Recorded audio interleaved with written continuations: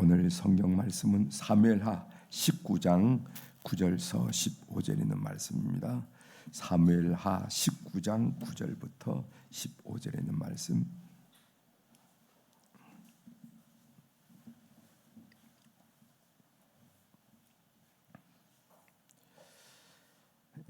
이제 사무엘하 19장 9절부터 15절에 있는 말씀 제가 봉독해 드리겠습니다.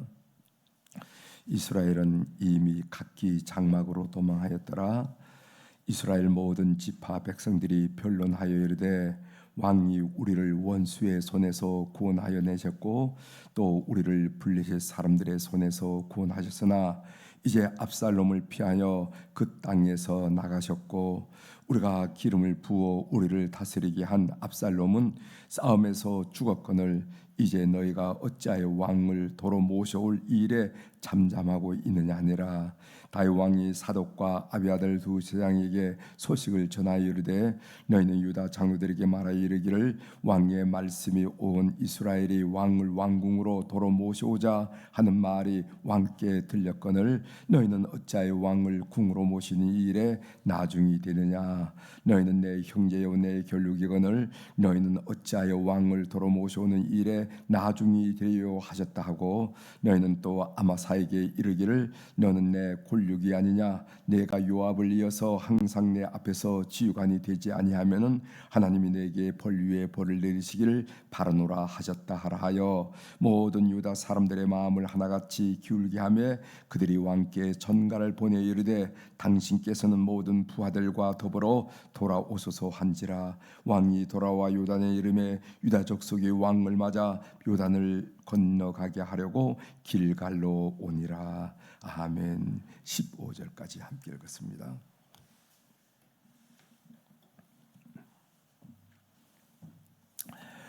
오늘 우리가 읽은 이 짧은 말씀 사무엘하 19장 9절부터 15절에 있는 말씀을 중심으로 어떤 주제로 말씀을 드리냐 하면은 포용과 균형의 지도력 에 대해서 좀 같이 좀 말씀을 좀 나눌까 합니다. 포용, 나와 적의를 가지고 미움을 가지고 하는 그런 사람들을 포용하는 거, 포용해서 내 사람을 만드는 거, 이런 능력 하나만 있어도 탁월하지요. 그런데 그렇게 적의를 가진 사람을 포용을 하다 보면은 그동안 나를 위해서 충성하고 알게 모르게 조용히 헌신했던 사람들을 잘못하면은 그분들의 사기를 꺾을 수 있다 이 말이죠. 이때 조화, 이 지도력이 참 쉽지 않은 건데 그래서 오늘 포용과 균형의 지도력을 오늘 다윗을 통해서 함께 나눠보려고 합니다. 본문 내용은요, 압살롬이 사망했지만은 이스라엘 백성은 하나가 되지 못했습니다. 여전히 다윗을 따르던 무리 그리고 반란군을 따르던 무리 이런 무리들이 아직 정리가 되지 않았죠. 유다 지파에서도 북쪽에 있는 11지파는 물론이거니와 유다 지파 안에서도 압살롬이 다윗의 아들이니까 압살롬을 따르며 반란에 참여한 사람이 적지 않았다는 겁니다. 다윗은 예루살렘의 왕궁으로 돌아갈 명분이 필요했습니다. 다윗은 마하나임 성에서 황궁의 명분을 지금 쌓아가고 있는 장면이 오늘 본문의 내용이 되겠습니다. 이제 본문을 한 절 한 절 좀 살펴보도록 하겠습니다. 9절 한번 보세요. 9절 이스라엘 모든 지파 백성들이 변론하여 이르되 왕이 우리를 원수의 손에서 구원해 내셨고 이 왕이라는 다윗 왕을 말하죠. 다윗 왕이 우리를 원수의 손에서 구원해 내셨고 또 우리를 블레셋 사람들의 손에서 구원하셨으나 이제 압살롬을 피하여 그 땅에서 나가셨고 이런 말씀이 있습니다. 다윗 왕을 배신하고 압살롬을 추종했던 사람들조차도 다윗을 왕으로 재추대하는 문제를 놓고 경론이 일어났습니다. 논쟁이 일어났어요.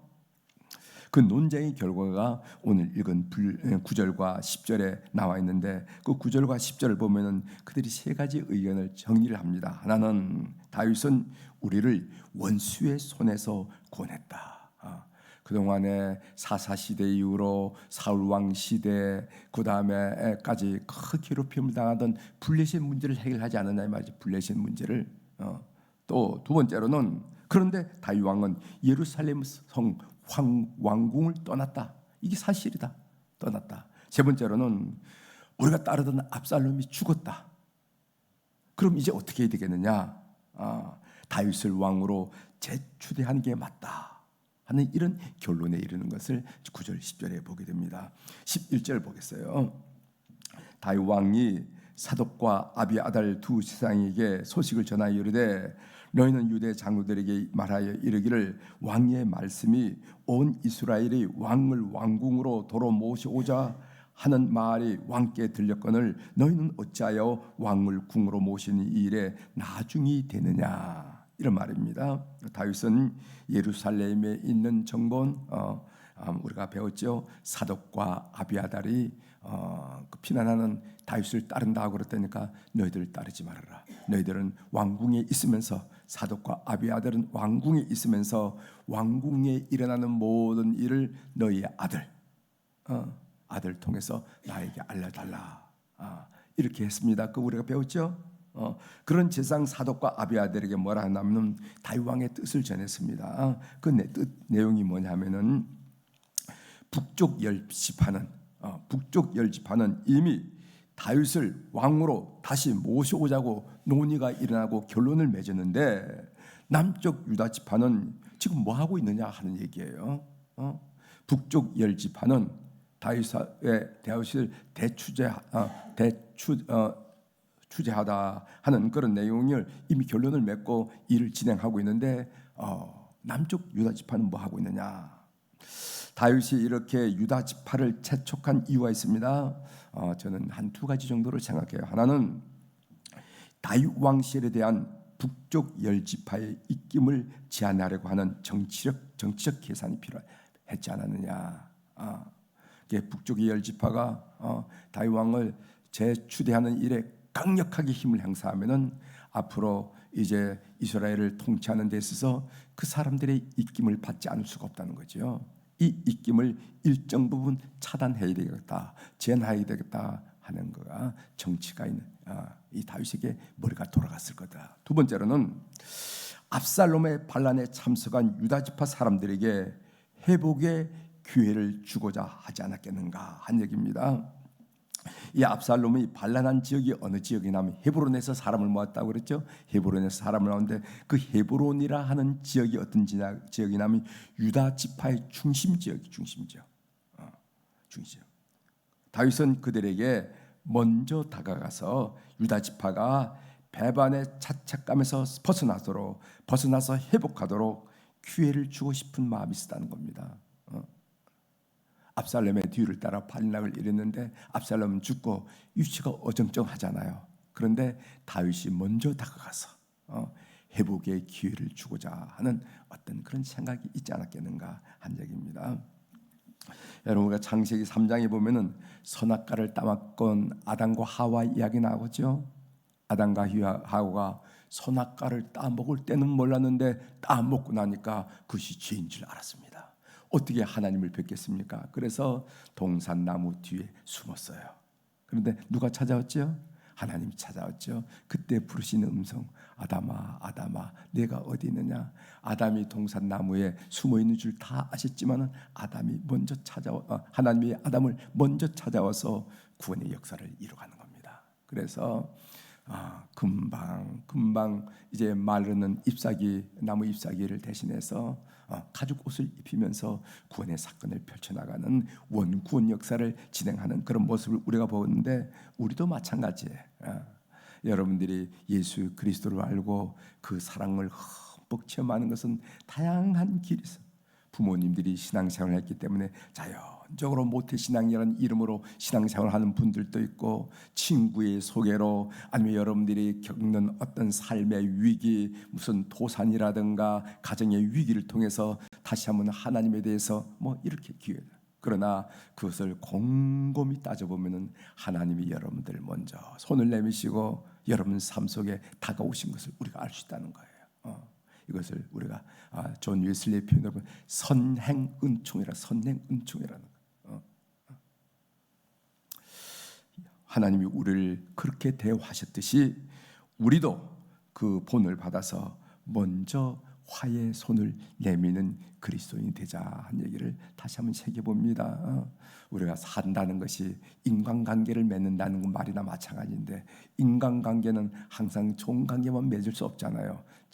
애증의 관계를 맺는데 그 애는 문제가 없는데 증이 문제라 이 말이죠. 그럴 때 먼저 다가가는 우리들이 되어야 된다. 13절을 읽어봅니다. 13절, 너희는 또 아마사에게 이르기를 너는 내 골육이 아니냐? 내가 요압을 이어서 항상 내 앞에서 지휘관이 되지 아니하면은 하나님이 내게 벌 위에 벌을 내리시기를 바라노라 하셨다 하라 하며 이렇게 얘기했어요. 이 아마사란 인물을 이제 다윗이 이스라엘 군 사령관으로 삼겠다 한 얘기입니다. 이 아마사는 어떤 인물인가 하면은요, 압살롬의 반란군의 사령관이었어요. 반란군. 그 말씀이 사무엘하 17장 25절에 나오는데, 압살롬이 반란한 압살롬이 아마사를 요압을 대신하여, 그동안 이제까지는 요압이 이스라엘의 군 사령관이었는데 요압을 대신하여 군 지휘관으로 삼으니라, 이런 말을 했어요. 이 아마사는 어떤 사람이냐 하면은 또 다른 다윗의 생질 조카예요. 그러니까 요압의 어머니의 동생, 그러니까 이모가 되죠. 이모의 아들. 그러니까 요압과는 이종 사촌간이 됩니다. 이종 사촌간이 돼요. 이종 사촌간이 되는데, 이 아마사가 또 다른 다윗의 생질 조카인데 요압과는 이종 사촌간입니다. 다윗이 이 아마사를 요압 대신 군사령관으로 임명하겠다, 이렇게 얘기하는 거예요. 그 이유가 뭐냐면은 다윗에 대하여 적대적이었던 반란군의 마음을 사려고 하는 그런 마음이 있을 거예요. 반란군의 지도자를 쌓아놓으면은 그 반란군이 다 자기 편 될 거 아니겠습니까? 그런 정치적 계산이 있을 거고, 또 하나는 이 반란군을 제압하면서 기세등등해진 입김씌어진 요압을 견제하라는 계산도 여기 있다 생각해요.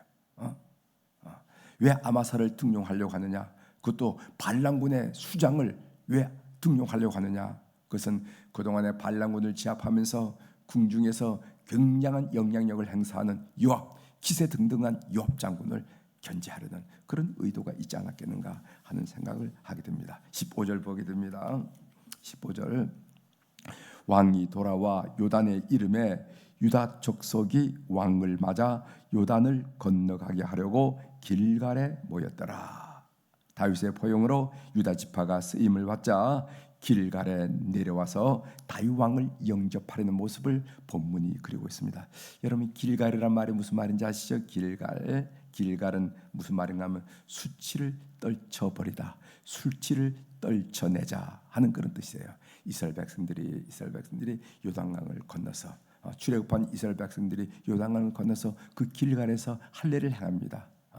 그러니까 40년 동안의 모든 수치, 애굽의 모든 수치를 떨어낸다 하는 이름으로 그 이름을, 그 할례를 했던 장소의 이름을 길갈이라 했는데, 이 길갈의 유다 지파들이 길갈에 와서 다윗을 환영한 이유는 뭐냐면은 유다 지파에게는 반란이라는 오명, 수치가 있었는데 그 수치를 씻어내고 하나님의 언약 공동체의 충추로서 회복시키려고 하는 그런 의도가 있다 하는 말로 길갈에 나와서 바로 다윗을 영접했다, 이렇게 얘기합니다.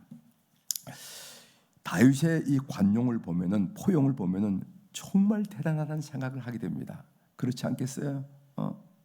궁중 반란을 일으키는 저게 수장들, 그 반란군들을 내가 안는다 하는 말이 이게 쉬운 말이다 이 말이죠. 우리는 말 한마디만 들어도 평생을 잊지 않는데, 눈에 흙이 들어가도 못 잊는다고 얘기하는데, 말 한마디만 들어도 그러는데 그걸 평생 마음에 새기고 때마다 생각마다 생각하고 있는데, 자기를 왕궁에서 쫓아내는 그 반란군들, 자기 목을 향해서 창을 겨누고 칼을 겨눴던 그 반란군들, 그것도 다른 사람이 아니라 자기 지파 사람들이 주역의 역할을 했는데 자기 지파 사람들을 그걸 관용하고 포용하는 이 다윗은 정말 엄청난 사람이라 하는 생각을 하게 됩니다.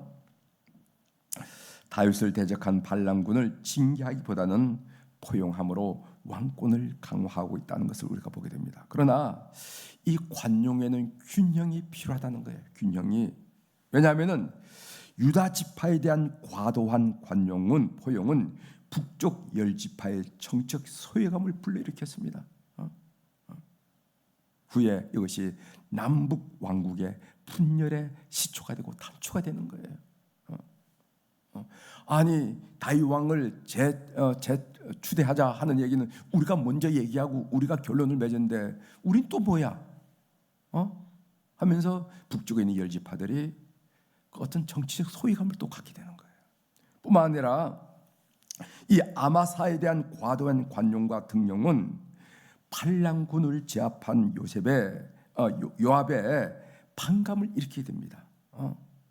나는 다윗 왕을 위해서 생명을 내대고 다윗 왕의 뒤를 따르면서 생명을 내대고 발람군을 진압했는데 나는 뭐냐 이 말이지. 그렇게 하면서 어떻게 되냐면 결국 요압이 아마사를 죽이게 됩니다. 암살하게 됩니다. 이런 일들을 익힌다 이 말이죠. 여기에 균형의 지혜, 균형의 지도력이 정말 필요하구나. 발람군을 포용하여 우군을 만들면서도 발람군을 제압한 자기 군사들의 사기를 침착시킬 균형의 지도력이 정말 필요하구나. 다윗은 이 문제에서 실패하지 않았는가? 저는 본문을 생각하면서 본문을 묵상하면서 그런 생각을 했습니다. 그러면서 이런 생각이 들더라고요. 우리의 현실 정치를 관망해 볼 때, 우린 뭐 정치인도 아니고 정치가도 아니고 어느 무슨 뭐 정당에 들어가 있는 사람도 아니고 그런 사람이지만은 정적을 포용하여 우군으로 만들고 그리고 자기 편의 사기를 진작해서 정치 개혁을 실현할 균형의 지도력이 정말 필요한 시국이 아니겠는가 이런 생각을 했습니다. 다시 한번 말씀드리죠. 정적을 포용해서 우군으로 만들고 자기 편의 사기를 진작해서 정치 개혁의 동력을 잃지 않는 그런 균형의 지혜와 지도력이 우리 정치사에 필요하지 않겠는가 하는 그런 생각을 하게 됩니다. 우리 개인도 좀 잘 살펴봐야 됩니다. 나는 얼마나 원수를 포용하는지, 나는 원수를 배척하는 성향을 가졌는지, 둘도 다시 얼굴도 보기 싫어하는 그런 성향을 가졌는지, 아니면 포용을 어떻게 하든지 매듭을 풀려고 하는 그런 포용하는 그런 삶의 자세를 갖는지 우리가 한번 여기 다윗의 사건을 통해서 꼭 보셔야 됩니다. 미워한 사람에게 얼굴조차 돌리지 않고 전화 한번 하지 않는 그런 태도를 가질 수가 있어요. 예수의 이름으로 그럴 수 있다는 말이죠. 또 우리 생각해야 될 것은 얼마나 나는 균형 있는 인간관계를 맺고 있는지 이것도 우리가 다윗을 통해서 한번 좀 살펴볼 이유가 있습니다. 저는 이런 글을 읽은 적이 있어요. 우리 사회가 증오 사회로 지금 변화되고 있다는 거예요. 증오, 미워하는 것. 아주 좋은 사회는 그 미움의 감정들이 자꾸만 녹아나고 화해하고 이래서 하나의 공동체로 자꾸만 만들어 나가는 것이 정말 필요한데 우리 사회는 증오 사회인데 어떤 사람은 이것은 총이 없는 내전 상태라 할 정도로 증오 사회가 되고 있다는 거예요. 그럼 이 증오 사회가 어디서 만들어졌느냐? 어디서 만들어졌냐? 그것은 언론 때문에 만들어진다는 거예요. 언론. 그럼 왜 언론이 그렇게 만드냐? 언론이라는 것은 정치인들의 정치 가라고 할 것 없이 정치인들의 말을 그대로 받아 썼는데 정치인들이 그들의 회의 중에 대중숭에 나왔을 때 하는 얘기가 뭐냐? 증오 언어로 증오 언어. 상대방을 미워하는 증오 언어를 거침없이 쏟아내니까 그것을 언론들이 받아서 쓰다 보니까 신문 방송에서 방송을 통해서 소식을 듣는 보통 사람들이 마음의 증오를 견고하게 만들어 간다는 거예요. 그래서 내전 상태를 만들어 간다 하는 그런 글을 읽어본 적이 있는데 일정 부분 동감한 부분이 있다 이 말이죠. 이런 현실과 이 다윗의 이 이야기를 서로 엮어가면서 비교해 볼 때 우리가 지금 어떤 언어를 사용해야 되는가 하는 것도 생각합니다. 정치가들이 자기 존재감, 자기 입지를 강화하기 위해서 상대편에서 강력 증오언어를 쏟아내는데 그 증오언어를 방송에서 또는 기자들이 받아서 그냥 쓴다 이 말이지. 그것을 우리들이 볼 때 우리 마음속에 그렇지 않아도 마음이 불편한데 그런 증오의 언어를 자꾸 담다 보니까 총성 없는 내진 상태를 우리가 이 사회를 만들어가고 있지 않은가 하는 그런 생각을 하게 되면서 저는 이 다윗을 묵상하면서 그런 생각과 연결이 되었습니다. 내 자신부터 우리 사회부터 이런 일을 위해서 다시 한번 생각해보는 이 아침이 되기를 주의 이름으로 부탁을 드립니다. 기도하시겠습니다. 하나님 아버지, 오늘 반군을 포용하고 관용하는 엄청난 다윗의 포용력을 우리들이 배우고 또 그가 간과했던 자기 편의 사람들의 사기를 진작시키고 상실감을 갖지 않도록 배려하는 그 배려에 실패했던 이런 내용들을 배우면서 우리 사회 또 우리의 생활에 대해서 다시 한번 생각해 보게 하시오니 감사를 드립니다. 많은 사람들이 우리 사회를 증오 사회라고 평가를 하고 있고 총성 없는 내전 상태라 라고까지 이야기한 상황에 나와 있습니다.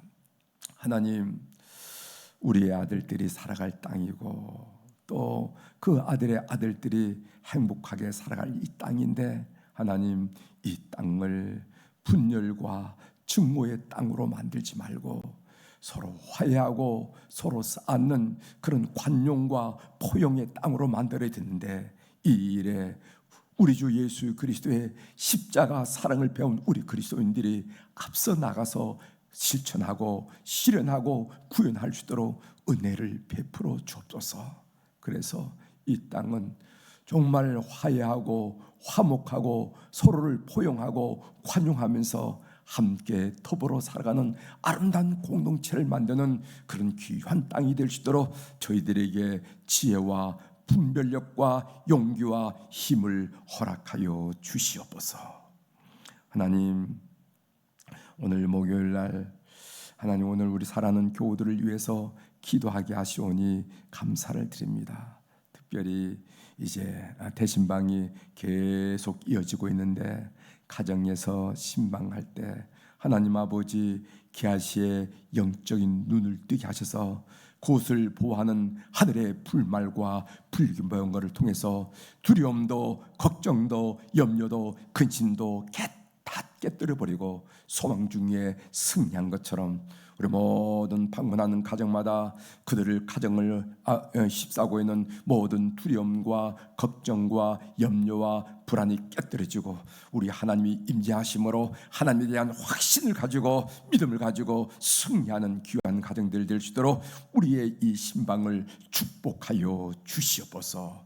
성령님께서 임재하시고 악한 사단의 혀가 무너지는 놀란 영적 전쟁과 사건이 일어날 수 있도록 은혜를 베풀어 주시옵소서. 오늘도 우리 사랑하는 교우들이 주님 앞에 귀한 물질을 올려드렸습니다.